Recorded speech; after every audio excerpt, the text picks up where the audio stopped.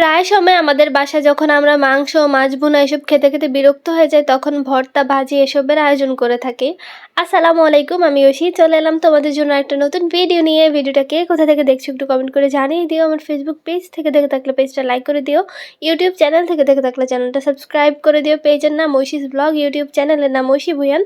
সকালে ঘুম থেকে উঠতে আজকে অনেক বেলা হয়ে গিয়েছে, কারণ আমাদের শাশুড়ি বৌমা দুজনেরই শরীর খারাপ। যদি একজনের শরীর খারাপ হয় তাহলে আরেকজন উঠে কাজ করে ফেলি, তবে আজকে দুজনেরই খারাপ, যার কারণে হচ্ছে কাজগুলো পড়েই ছিল। পরে উঠে দেখলাম যে আম্মু এখনো উঠতে পারে নাই, ওনার শরীর খারাপ। পরে ভাবলাম যে শর্টকাটের মধ্যে আমি কি নাস্তা বানাবো, রুটি বানাতে গেলে তো অনেক বেশি প্যারা খেয়ে যাবো এখন, এত শর্ট টাইমের মধ্যে বানাতে পারবো না। পরে ভাবলাম ওকে ফাইন একটু পাস্তা রান্না করে নিই আর একটু চা বানিয়ে নিই।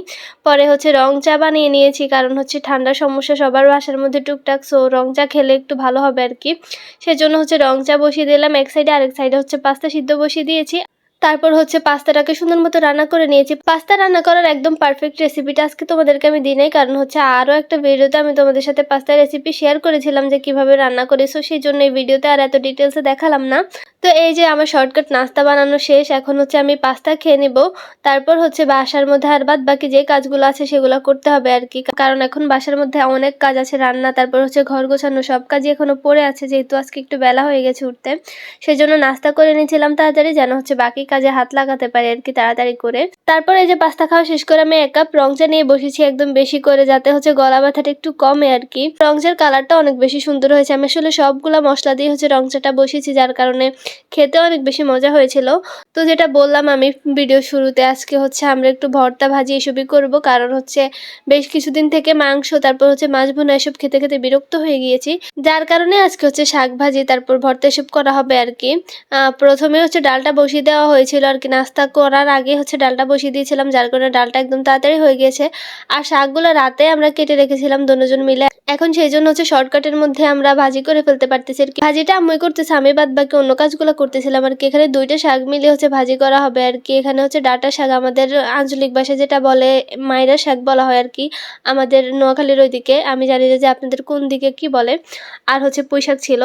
তো এদিকে আম্মু হচ্ছে শাকটা ভাজি করতেছিল, আর আমি ওইদিকে হচ্ছে ঘর ঝাড়ু দিয়ে নিচ্ছিলাম। আর অফ ক্যামেরায় আমি আরো বাদ বাকি যে কাজগুলো ছিল সেগুলো করে ফেলেছি, ঘর গোছানো, বিছানা গোছানো, এগুলো আর কি। আসলে শরীর যতই খারাপ হোক, মেয়ে মানুষের হচ্ছে কখনো রেস্ট নেওয়ার সুযোগ হয় না, মানে মেয়ে মানুষের অফ ডে বলতে কিছুই হয় না। যতই হোক সেটা শ্বশুর শাশুড়ির সংসার আর হোক নিজের সংসার, একলা সংসার হলেও কিন্তু শরীর খারাপ হলে উঠে কাজ করতে হয়। আর যদি বেশি মানুষের সংসার হয় তাও হয়তো বা একজন শুয়ে থাকলে আরেকজন করে ফেলতে পারে, কিন্তু আমার কাছে একেবারে শুয়ে থাকতে ভালো লাগে না। মানে আমি শুয়ে থাকবো, অন্য কেউ কাজ করবে, এটা দেখতে আমার কাছে কেমন জানি খারাপ লাগে। সেই জন্য হচ্ছে যতই খারাপ লাগুক উঠে একটু হলেও হেল্প করার চেষ্টা করি আর কি। আর যেহেতু বললাম আজকে দুজনেরই শরীর খারাপ, তো এই তো ঘরটা ঝাড়ু দিয়ে দিলাম। আর এদিকে হচ্ছে ভাতটা বসিয়ে দিয়েছে আর কি। শাকটা দেখেন ভাজি করার পর কতটুকু হয়ে গেছে, কতগুলো শাক ছিল আর এখন অল্প একটু হয়ে গেছে ভাজি করার পর। তো আজকে হচ্ছে শর্টকাটের মধ্যে ডাল ছিল, শাক ভাজি ছিল আর 3 রকমের ভর্তা ছিল আর কি। রাতে যদিও আমরা ডিম টিম ভাজি করে খেয়ে নিয়েছি, আর দুপুরে হচ্ছে এগুলো দিয়ে খাওয়া হয়েছে আর কি। শরীর ভালো থাকলে হয়তো আর অন্য কিছু করতাম, তবে শরীর ভালো লাগছিল না দেখে হচ্ছে আজকে এতটুকুর মধ্যে সীমাবদ্ধ ছিলাম।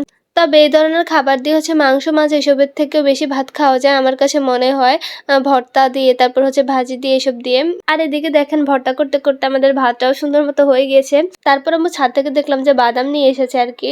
উনি ছাদের মধ্যে বাদাম গাছ লাগিয়েছিল বালতির মধ্যে, তো ওখান থেকে হচ্ছে বাদাম গাছের নিচে তো হচ্ছে বাদামটা মাটির নিচে হয় না, তো হচ্ছে আম্মু গাছটা তুলে নিয়ে এসেছে আর কি। তো আমি দেখে দেখলাম যে খুব সুন্দর লাগতেছে, পরে ভাবলাম যে তোমাদের সাথে একটু শেয়ার করি ভিডিও ক্লিপস নিয়ে সুন্দর করে।